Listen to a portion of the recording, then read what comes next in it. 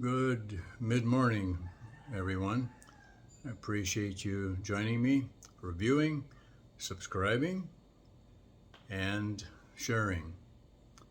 You remain anonymous when you subscribe unless you have a channel of your own, and in which case I subscribe to you as well. So let's help each other out a little. Today I want to talk about something, could be a sensitive subject to many men. It is to me, because we just don't like to admit that we've been taken or have been voluntarily succumbing to pleas for money from Filipinas or anyone else for that matter. What's behind all of this behavior?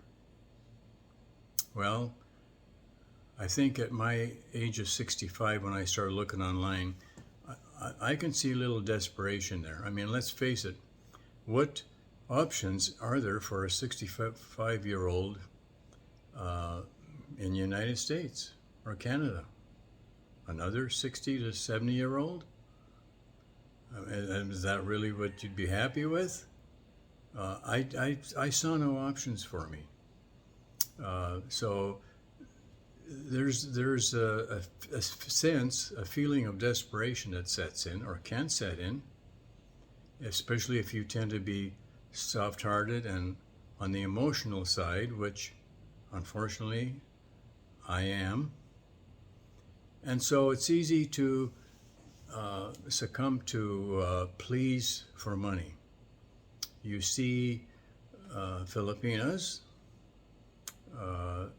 desperate for money, and until you get here and actually spend some time in the provinces and even in the city, there's very poor areas, you recognize how difficult it is for a Filipina to make ends meet, to have a place to stay, not necessarily a nice place, could be a room without a bathroom or without a kitchen, sharing a very, very small apartment in a little corner by the bathroom. It can be desperate. So what happens to guys like us who have had a good, relatively good living and have been spoiled materialistically speaking? Well, our heart goes out to them. But the problem with all that is getting emotionally involved. And I would suggest that that was my biggest issue. I got emotionally involved. And when they know that you are emotionally involved, I mean, they can read you like a book. Most of these girls who do this kind of thing have been around for a long time. They've had a lot of practice. They know all the angles. They know things to say, what not to say. And it's very easy when you're old, desperate, soft-hearted, emotional, to get entangled in their play. So, yes. Did I lose money? Yes. If you can call it a loss. Let me suggest that it was voluntary. You don't have to participate in that. In fact, let me say that any good Filipina will not ask you for money. She will not. And perhaps after you spend a lot of time with her, or if you get married, sure, there's needs, and she might ask you, well, I need some grocery money, or I'd like to get this, can you give me some money? That's different. I'm not speaking of that. I'm speaking of from basic things to more elaborate living. And also, when you spend time with a girl like this online, how many guys does she have on the hook? it took 2 or 3 years for me to realize that some of these girls were living high on the hog on somebody else's money. Some of it mine. So that's what's difficult to admit for some of us. That yes, we've been willing participants, and actually we contribute to their behavior. We don't have to send them money. And may I kindly tell you guys who are, why are you? Just think about it. You don't even know the person. I didn't even know this person. I'd never met the person. And I'm sending money? I mean, where's the common sense? That's where our brain function is substituted by our emotion and a soft heart. And we can get into trouble that way. Now, did I lose a lot of money? No, but it would just as well be in my bank account, especially when I realized that what I had done. So now let me back up a little bit. So yes, lots of Filipinos are involved in it online. But let me suggest to you, and I know for a fact actually, that a lot of expats that come over here are doing the same thing, but they're using different tactics. Now, how is that? You can't squeeze money out of blood out of a rock by getting money out of a Filipino. No, but what about the favors that some participate in? They get a girl pregnant, and then all of a sudden they're gone. So all these months that pass, the girl is building up hopes of a very nice future with this man, and all of a sudden he's gone. Oh, I have to go home. My mother died. I have to go take care of the funeral. It was one excuse. And 2 weeks later, the same girl sees this same guy with another woman on the street. So expats are also inclined to this kind of behavior. I mean, think of it. You leave a Filipina high and dry with a child, and you're not going to be accountable in any way. So it works both ways. I understand why Filipinos do this. It is very tough to make an existence here for yourself. It's very difficult. And things are not cheap here. Food, if you want to eat properly, food is as much as in the United States. In fact, I think it's a little bit more than when I left a little over a year ago. But of course, the prices there have risen also, so that's called inflation. Not much we can do about it. So, yes, we're culpable to the same kind of behavior. But let me just give you some examples of what, in my ignorance, I got involved with. And I'm just going to give you 4, okay? Now, some of these didn't get any money from me. Some did. So I'm not going to indicate how much or how little I send any of them, or if I send 0 to them. But the first one was, now this isn't the first experience with them, but these are quite different, so that's why I thought I'd bring them to light. Now this is over a period of 3 or 4 years. No video chat. They refused to video chat. Well, how stupid can I be, or any other male in another country, send any kind of funds to a person who refuses to video chat because supposedly the phone is broken or the camera stopped working? I mean, so the beautiful pictures of the lady that they expose, they don't. I mean, they can't relate to it because they don't look like them, because they are not them. So, I mean, that's a sure sign that you're just wasting your time. I wouldn't even give an explanation of why you're blocking them, but that's exactly what I would do. Did I then? No, foolishly. Some of them I played along with to see how far it would go.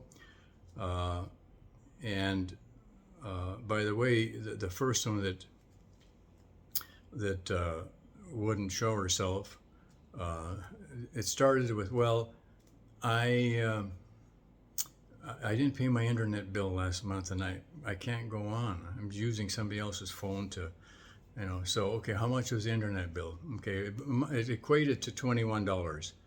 I sent the $21. I said I wasn't going to tell you what I sent, but that's peanuts in our books, right? And, well, it didn't stop there. Oh, they cut my electricity. Then, what else was it? Well, then in the background, I could hear the voices of other women, intermittent speech, and I suddenly realized that this wasn't reality. This was a syndicate with lots of women participating and doing the same thing this girl was to me, for a cut, for a percentage. And by the way, that exists here. There's lots of them. There are syndicates on the street with women holding little babies that are sleeping soundly, never wake up, because they drug them. Yes, this is a fact. And begging for money. They dress very poorly, look very poorly. The baby never, ever wakes up. I've watched a case or two. So it happens. So syndicates, yeah. Okay, well, even after I blocked that girl, or I guess I didn't block her, but I just told her that, I've had enough. And she kept trying to contact me every 2 or 3 weeks, hoping, I guess she's going down her list provided to her. So there you go. No video chat. Just forget about them. Do their appearance online correspond with the pictures they're showing? Well, you be the judge. But there was one very interesting one. Did a video chat, just one video chat. And all of a sudden this girl gets sick. Now again, this is the story, okay? She gets sick, and oh my, it's a fever and a headache. I can't talk to you. I can't do video chat anymore. I'm not feeling well at all. And this goes on for 2 or 3 days. And then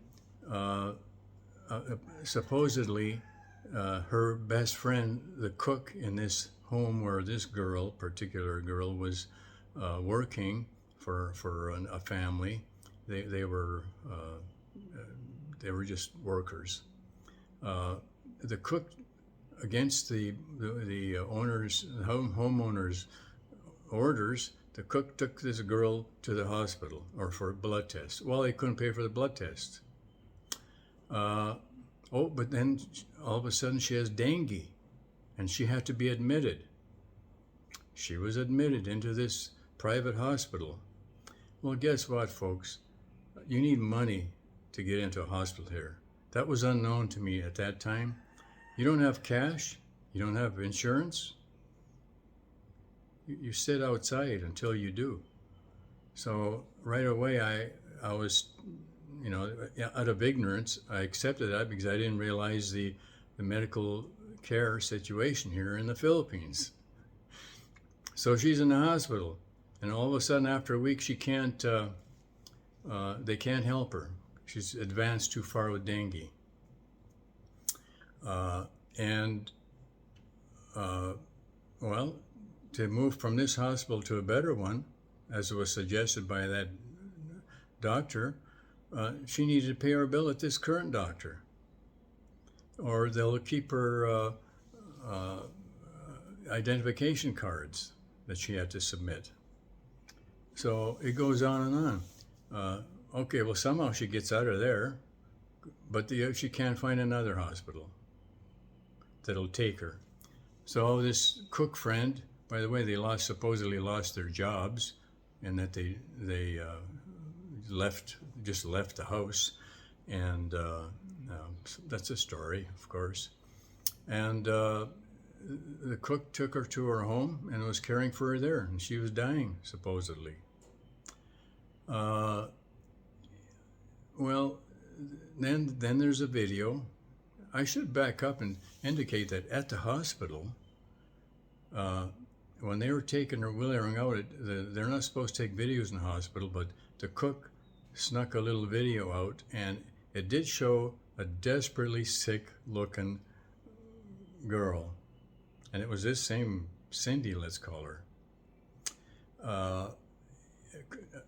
coughing with a wheeze and a rattle that I've never heard before. I mean, it was pretty desperate, and she had apparently a pneumonia, and I would believe that. That was quite apparent to me.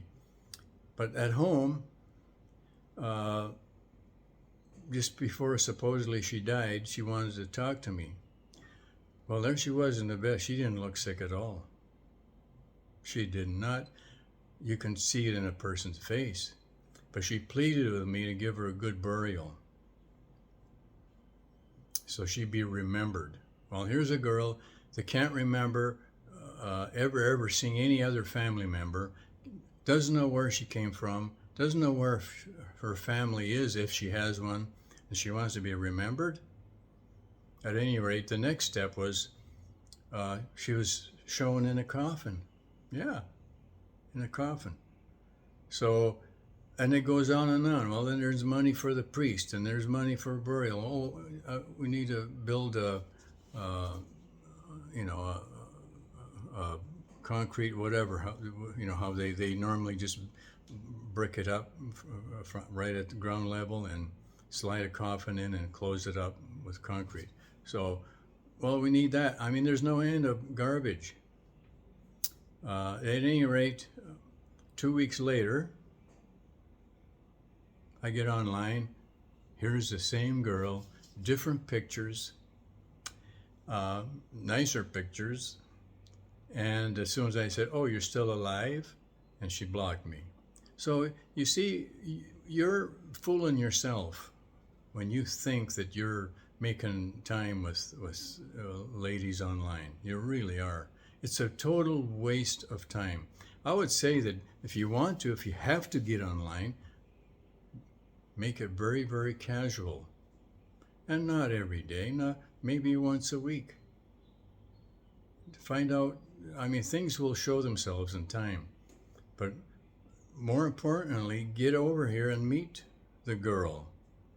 Until you spend time with them, you have no idea what they're like. None whatsoever. They might not be as beautiful as the pictures they show. They might not even be the same girl, maybe posing as this other beautiful chick. So that's another one. Here's another one. Nurse. Oh, an intelligent girl, right? Beautiful nurse. Almost finished school. She has to graduate end of the week, but she can't afford the graduation costs. And then there's the examination costs. Well, I can't do the state exam or the province exam, whatever you want to call it, because I don't have any money. And then, I can't write the, it doesn't stop. It does not stop. Now, and also, by the way, no video, she wouldn't do it. So what I asked her was this: okay, right now, you and I are talking, right? Now this was no video. This was just quick messaging.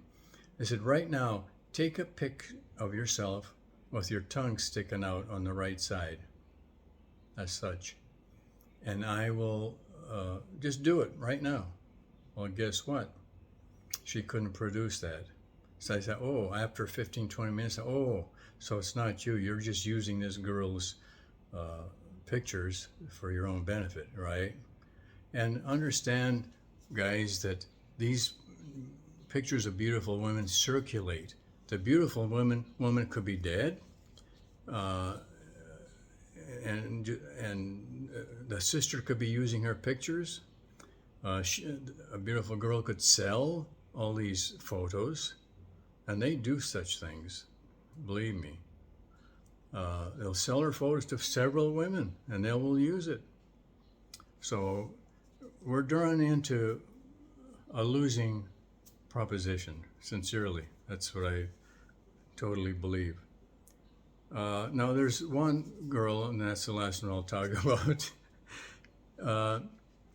She was very sincere, very sweet, and I actually offered to help her because she was sick. She was working 7 days a week, 12-hour days at a restaurant, standing up at the checkout. And she was getting, and I heard her voice. She was getting some kind of a bad cold or something, and she didn't live too far away, maybe an hour and a half from Cebu. And she said, I have to go home. So that was just the start of things.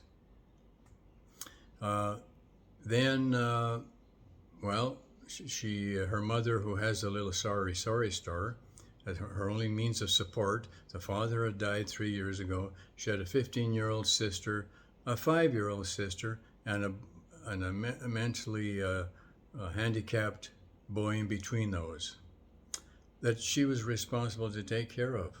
She promised her dad before he died of pneumonia, who couldn't afford to go to a hospital.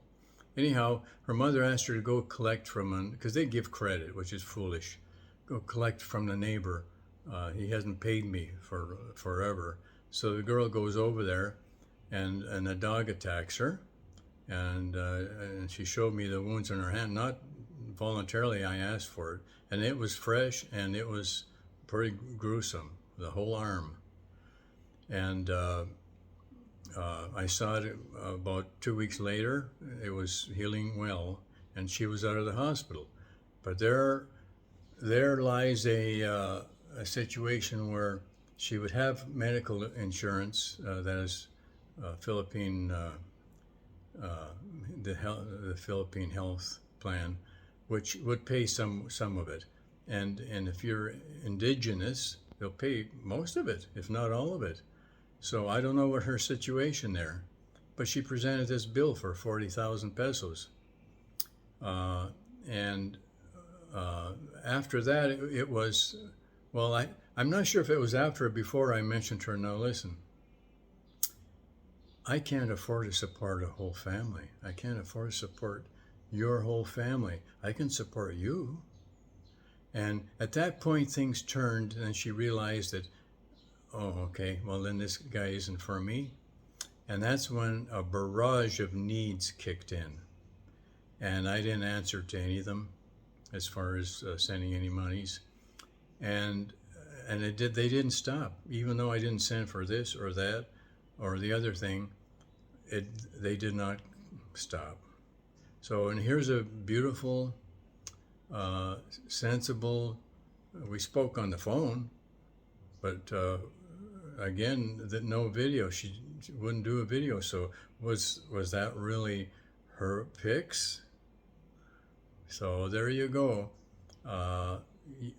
Don't be drawn into this. You're wasting your time and your money. Get over here. You might not even, well, I was going to say, if you're thinking of moving here, you might not even like it.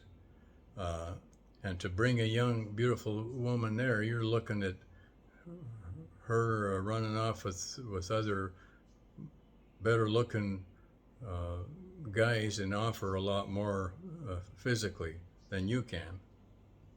So there's so much to consider, but my strong suggestion to you would be, sure, if you have to get online, make it super casual. And if they fade off in time, they're not interested in you. They're not worth it. Or if they start asking you for money, then it's not the girl you want. It's not going to quit. You think it's going to get better once you're together? Or should you even get married? It's not going to quit. So wisdom is needed here. Use your brain. There's a little saying. I might find it and put it as my thumbnail if I can find it. But use your brain. Don't let your emotions control your life, because we get into trouble. I did, in that respect. So I hope this is helpful. I don't mean to be demeaning to guys who've done the same thing I have. I mean, I've admitted to it, and it's difficult because it hurts the pride, doesn't it? But it's reality, and I don't mean to be demeaning to the Filipinas, because they've been having a very, very tough time. And but remember, it's the good ones that are not going to ask you for money. There's many cases that I can reflect on of other expats here, and the good woman that they've been with for quite a while has never asked them for a dime prior, unless for necessities after marriage, this type of thing. So I hope that's helpful. If you're in doubt as to whether this one is fleecing you or not, it probably is. There's lots of fish in the sea, believe me. So be careful. As I have learned from somebody else's stupidity. So take care until next time. Bye now.